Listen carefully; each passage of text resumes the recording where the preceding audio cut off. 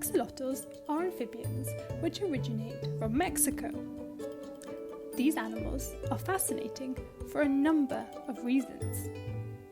Unlike other amphibians, axolotls rarely leave the water. This is because very few axolotls actually develop the organs required to breathe outside of the water. Another unusual feature of these animals is that they are able to regrow parts of their bodies, including damaged or lost limbs, all without permanent scarring. They have a lifespan of 10 to 15 years in the wild and up to 20 years in captivity. Unfortunately, axolotls are near extinction due to water pollution in their habitats.